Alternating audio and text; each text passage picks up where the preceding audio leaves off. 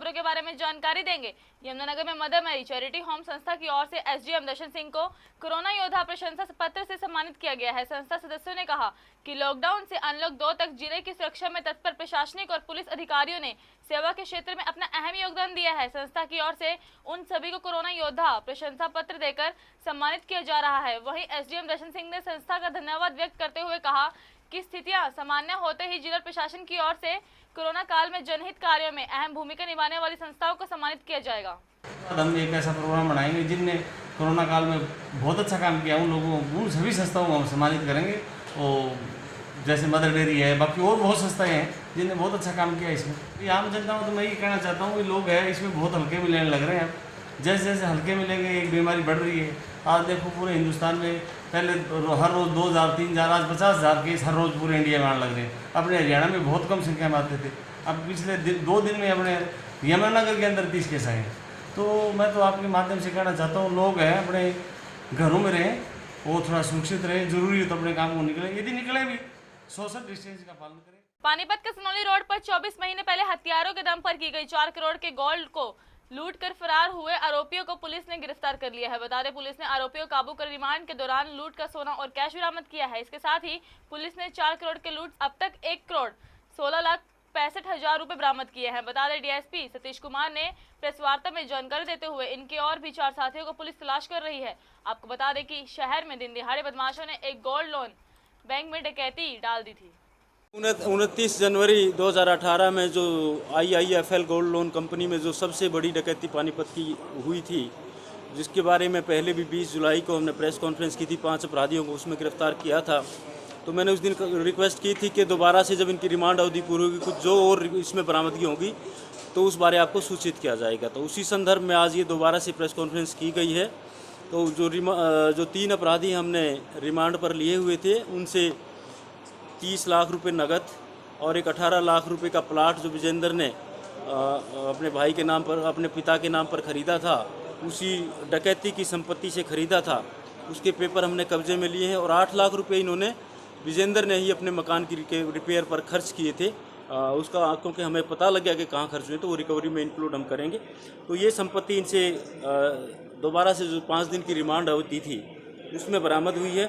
और इसके अलावा इन्वेस्टिगेशन में कुछ और नाम आए हैं और बीइंग इश्यू ऑफ ताकि फर्दर कोई इन्वेस्टिगेशन पर कोई असर ना पड़े, इसलिए मैं डिस्क्लोज नहीं कर पाऊंगा। लेकिन और कुछ नाम आए हैं जिनको जल्दी हम उसमें गिरफ्तार करेंगे।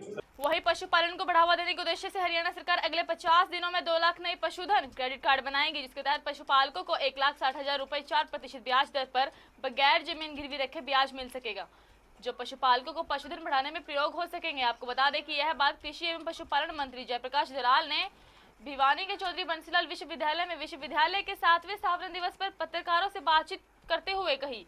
इस मौके पर पशुपालन मंत्री ने विश्वविद्यालय में आयोजित रक्तदान शिविर पर और रोजगार परक शिक्षा पर आयोजित कार्यक्रम में भी शिरकत की है। अब भी कम से कम 15-20 लाख आदमी दूसरे प्रदेशों के यहाँ रोजगार करने आते हैं। उन प्रदेशों में रोजगार की कमी है, तभी हमारे यहाँ रोजगार उपलब्ध है, तभी तो यहाँ पर रहते हैं। आपके सामने है कि काम करने वाले के लिए हरियाणा में अपार संभावनाएं हैं। और अब जो पैकेज कोरोना काल में हमारे प्रधानमंत्री जी ने दिया है, खासकर ग्रामीण क्षेत्र के लिए, कृषि के लिए जबरदस्त इसके अंदर स्कीम्स है। मछली पालन के लिए कितने बच्चे रोजगार लेना चाहते हैं, उनको मैं खुद स्कीम पास कराऊंगा, ट्रेनिंग भी दिलवाऊंगा। मशरूम का उत्पादन करें, बागवानी करें, दूध का उत्पादन करें। कोरोना काल में हरियाणा में मेरे विभाग ने 50 लाख पशुओं का मुंह खुर की बीमारी का वैक्सीनेशन किया है। सारे देश में 1.5 करोड़ हुआ, हरियाणा में 50 लाख हुआ। कल ही मैंने मीटिंग की थी हमारे चीफ सेक्रेटरी के और जो फाइनेंस सेक्रेटरी की, SLBC की मीटिंग की थी।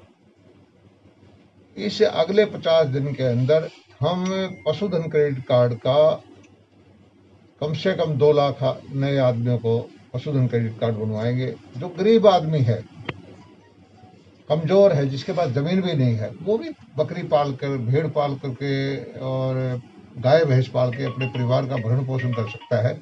उसको 1,60,000 रुपये तक की पूंजी बगैर किसी जमीन गिरवी रखे, बगैर घर गिरवी रखे, उसको हम उपलब्ध कराने जा रहे हैं। और आप हमारा टारगेट है, मैंने टारगेट दिया है कि 15 अगस्त तक, अगले 20 दिन नहीं, 1 लाख आदमियों को 1,60,000 से लेकर 1,60,000 के बीच की पूंजी के कार्ड उसको उपलब्ध करा दे 4% ब्याज पे। हरियाणा के कमजोर आदमी की, जो दबा हुआ आदमी है, जिसको उसके परिवार को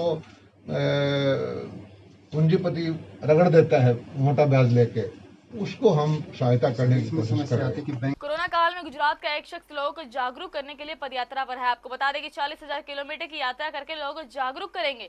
यात्रा के पहले पड़ाव में योगेंद्र शाह बड़ौदा से चंडीगढ़ के लिए निकले हैं। लोग मानसिक तौर से गुलाम हो गए हैं, बीमारियों से जकड़े हुए हैं और डर में जी रहे हैं। ऐसे में उन्होंने कोरोना काल में जो यह कदम उठाया है, वह लोगों को पदयात्रा करते हुए जागरूक करेंगे। ऐसे में उन्होंने लोगों को यह संदेश देने का काम किया है कि लोग प्रकृति के साथ जुड़ें और ताजी हवा में रहें, व्यायाम करें, समाज के लिए भी सेवा भाव के साथ कुछ समय निकालें, अपना खान पान में बदलाव रखें। ऐसे में उनको कोई बीमारी नहीं आ सकती और ना ही वह डर कर रहने के लिए मजबूर होंगे।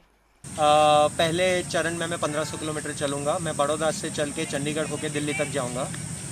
मकसद यही है कि लोगों को ये बताना कि अपना, समाज का और पर्यावरण का भला सोचे, जंक फूड ना खाए, सादा खाना खाए, पसीना बहाए, चाहे आप साइकिलिंग करते हैं, स्विमिंग, योग करते हैं, सूर्य नमस्कार करते हैं, कुछ भी करते हैं, लेकिन हो सके उतना पसीना बहाइए, एसी वगैरह से दूर रहिए, खुले में रहिए जितना हो सके, इंसानों को, गरीबों को खिलाइए। आप जितना थोड़ा बहुत सेवा करेंगे, आपके मन में सुख शांति बनी रहेगी, और आप जितना पसीना बहाएंगे उतनी रात को अच्छे से नींद आएगी, उतने आप बीमारियों से दूर रहेंगे। सो बस मेरी लोगों से यही प्रार्थना है, और यही मैं लोगों को दवाइयों से, बीमारियों से आज़ादी दिलाना चाहता हूँ, सही जीने की आज़ादी। ये मेरा टाइटल है, फ्रीडम टू लिव राइट। और मैं रास्ते में चलते हुए गाँव वगैरह से गुजरता हूँ तो लोगों को खाना खिलाता हूँ, और लोगों को मैं बोलता हूँ कि आप मुझे फ़ोन करें, व्हाट्सएप करें, फेसबुक, इंस्टाग्राम करें। अगर आपको कोई भी बीमारी है, डायबिटीज़ है, डिप्रेशन है, कैंसर है, कुछ भी है, या तो आप इन बीमारियों से बचना चाहते हैं, या तो ये बीमारी आपको हो चुकी है और आप इनसे छूटना चाहते हैं, तो आप मेरा संपर्क कर सकते हैं। 5 का पंचनामा देखने के लिए दीप एक्सप्रेस न्यूज़ को लाइक एंड सब्सक्राइब कीजिए।